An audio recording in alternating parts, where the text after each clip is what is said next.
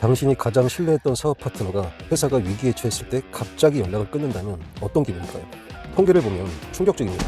스타트업의 65%가 공동 창업자 간의 갈등으로 실패합니다.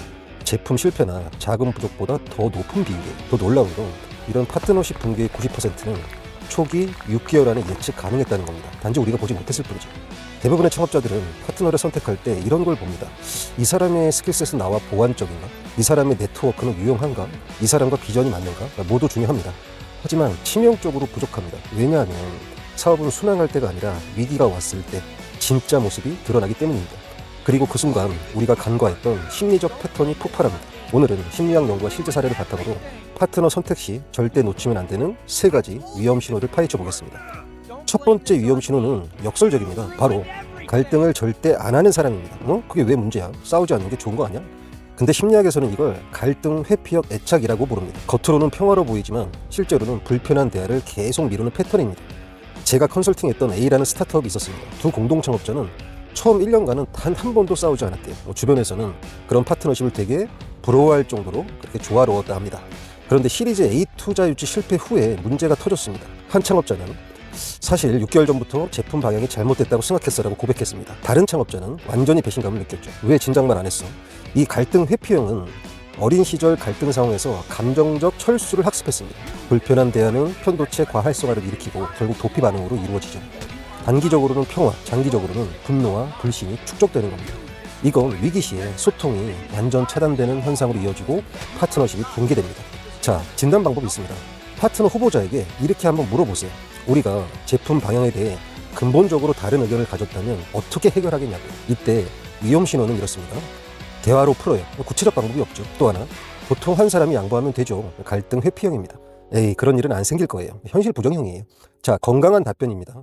구체적인 의사결정에 대한 프로토콜을 제시합니다. 두 번째, 과거 갈등 해결 사례를 얘기해주고 공유합니다. 세 번째는 갈등의 긍정적 측면을 언급하면서 인정을 합니다. 두 번째 위험 신호는 의사결정 스타일의 근본적 불일치입니다. 심리학자 다니엘 류니는 인간에게 2가지 사고 시스템이 있다고 했습니다. 첫 번째 시스템, 직관적 빠른 감정 기반. 두 번째 시스템, 분석적 느린 논리 기반. 문제는 대부분의 사람은 한쪽에 강하게 편향되어 있다는 겁니다. 자, 또 실제 사례입니다. B라는 스타트업의 두 공동 창업자는 CEO와 CTO로 분리되어 있었어요. 근데 CEO는 초직관형입니다. 내 직감이 이게 대박이라고 하는데, 반면에 CTO는 초분석형입니다. 데이터 좀 더 모아서 3주 뒤에 결정하죠. 처음에는 이 둘이 보완적이라고 생각했습니다. 하지만 제품 출시 결정에서 충돌이 시작됐습니다. CEO는 지금 출시해야 시장을 선점한다. CTO는 버그부터 해결하고 2개월 뒤에 하자고. 결국 이런 의사결정이 계속 지연되고 CEO는 CTO를 우유부단하다라고 비난을 하고 CTO는 CEO를 무모하다고 판단했습니다. 이 신경과학 연구에 따르면 직관형들은 안화 전두피질이 활성화가 되기 시작하면 패턴을 인식하고 감정 기반의 판단을 한다고 합니다. 반면에 분석형은 배외 측정 두피질이 활성화가 돼가지고 논리적으로 추론하려고 하고 리스크를 계산하려고 한다는 겁니다. 문제는 스트레스 상황에서 각자의 기본 스타일이 극단화된다는 겁니다. 어떻게 해요? 직관형은 더 충동적으로, 분석형은 더 마비되게. 자, 진단 방법이 있습니다. 내가 사업 파트너로 삼고 싶은 사람에게 시뮬레이션 테스트를 한번 해보세요. 경쟁사가 우리와 똑같은 제품을 더 낮은 가격에 출시했습니다. 근데 우리의 런칭은 2주 후입니다. 어떻게 하시겠습니까? 라고 한번 물어보는 거죠. 자, 이번에도 위험 신호와 건강한 접근을 나눠서 한번 얘기해 보겠습니다.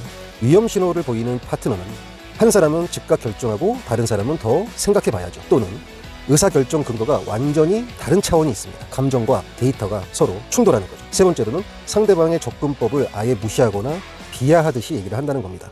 반대로 건강한 접근, 이 건강한 파트너의 성향들은 이렇게 얘기합니다. 나는 직관형이지만 중요한 결정은 데이터로 검증한다. 나는 분석형이지만 때로는 불완전한 정보로도 결정한다. 이 메타인지죠. 자신의 의사결정 스타일을 알고 보완책을 가진 사람이 아주 건강한 접근을 문제인식에서 시작한다는 겁니다. 자, 세 번째이자 가장 치명적인 위험 신호가 있습니다. 바로 스트레스 상황에서의 반응 패턴 차이입니다. 이 하버드 의대 연구소에 따르면 스트레스를 받을 때 사람들은 4가지 패턴으로 반응합니다. 첫 번째, 공격형이에요. 타인을 비난하고 외부에서 원인을 찾습니다. 두 번째, 도피형입니다. 회피하고 연락 조절하고 책임을 내 스스로 그리고 타인에게 결여되게 회피하는 거죠. 세 번째, 마비형입니다. 의사결정이 불능이 되고 아무것도 못합니다. 마지막 네 번째, 수능형이에요. 스트레스를 받으면 과도하게 자신의 의견을 양보하고 자기를 희생합니다. 근데 문제가 뭔지 아세요? 이런 문제들은 이런 패턴이 평상시에는 절대 보이지 않는다는 겁니다. 실제 사례인데요. 제가 겪은 C라는 스타트업이 있습니다. 근데 C라는 스타트업에 투자를 하려고 했던 주요 투자자가 갑자기 투자를 철회했습니다. 런웨이는 2개월밖에 안 남았어요. 이때 두 창업자의 성향이 달랐는데요. 이 파트너 A 파이트형이었습니다. 야, 이건 네가 재무관리를 못한 탓이야. 이 파트너 B도 파이트형이었어요. 3일간 연락 두절하고 나중에 혼자 생각 좀 해야 했어. 이 결과는 어떻게 됐을까요? 이 위기를 해결할 골든타임은 지나갔고 이 둘의 상호 신뢰는 완전히 붕괴되었습니다. 신경생물학적으로 스트레스 호르몬이 급증하면 편도체에서 하이제, 즉 이성적 뇌가 멈추고 감정 뇌가 장악을 하기 시작합니다.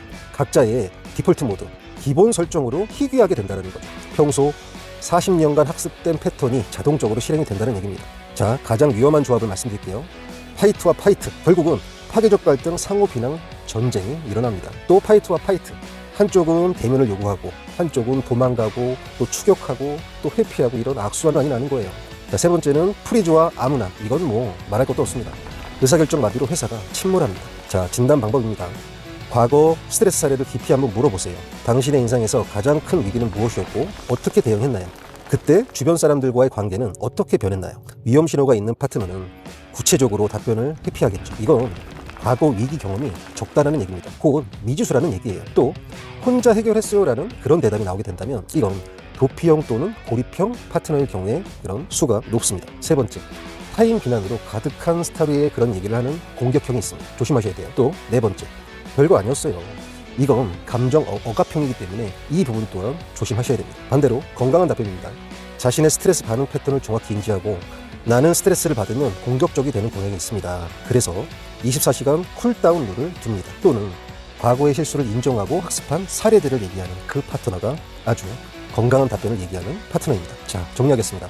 사업 파트너를 고를 때 가장 위험한 세 가지 신호입니다. 첫 번째, 갈등을 절대 하지 않는 사람, 위기 시 소통이 차단이 됩니다. 두 번째, 의사결정 스타일이 극단적으로 다른 사람, 결정이 마비되거나 또는 충돌을 일으키게 됩니다. 세 번째, 스트레스 반응 패턴을 모르는 사람, 이 사람은 위기 시 예측 불가능한 행동을 할 수도 있습니다. 핵심은 이겁니다. 파트너십은 능력의 합이 아니라 심리적 호환성의 문제입니다. 왜냐고요? 능력은 학습할 수 있지만 내가 살아온 시간 동안 형성된 심리적 패턴은 쉽게 바뀌지 않기 때문이에요. 자, 그럼 지금 당장 무엇을 해보면 될까요? 자, 1단계, 파트너 후보자와 스트레스 시뮬레이션을 한번 해보세요. 가상의 위기 시나리오 3개를 만든 다음에 각 상황에서 어떻게 반응하는지 관찰하세요. 여기서 중요한 건 정답이 아니라 패턴입니다. 2단계, 이 파트너십 계약서에 심리적 프로토콜을 넣으셔야 합니다. 법적 조항만 넣지 마세요. 이런 걸 넣으시면 됩니다. 갈등 발생 시 48시간 내 대면 회의, 회피를 방지하는 거죠. 중요한 의사결정은 3일 동안 숙고하는 기간을 갖기, 충동을 방지하는 거죠. 세 번째, 매월 한 번씩은 불편한 대화 세션 갖기, 이 불만 축적을 방지를 하는 겁니다. 자, 3단계는 3개월 데이팅 기간 갖기라고 하는데요. 정식으로 파트너십과 동업자 관계를 맺기 전에 작은 프로젝트를 함께 해보세요. 그리고 두 번째로는 인위적으로 스트레스 상황을 한번 만들어 보세요. 그래서 서로의 위기 대응 모드를 미리 경험해보는 겁니다. 자, 마지막 4단계는 자기인식 먼저, 가장 중요합니다. 내가 갈등 회피형인지, 나는 또 직관형인지 분석형인지, 나는 스트레스를 받으면 어떻게 반응하는지 자신을 모르면 상대의 위험 신호도 놓칩니다. 여러분, 세상에는 동업에는 완벽한 파트너는 없습니다. 하지만 예측 가능한 파트너는 있습니다. 당신이 원하는 건 완벽한 사람이 아니라 위기가 왔을 때 어떻게 반응할지 아는 사람입니다. 그리고 그건 스킬이나 경험이 아니라 심리적 패턴을 보는 눈에서 시작됩니다. 네, 오늘 영상이 도움이 되셨다면 구독과 좋아요 부탁드리고요. 댓글로 여러분의 파트너십 경험을 공유해 주시면 감사하겠습니다. 다음 영상에서 뵙겠습니다.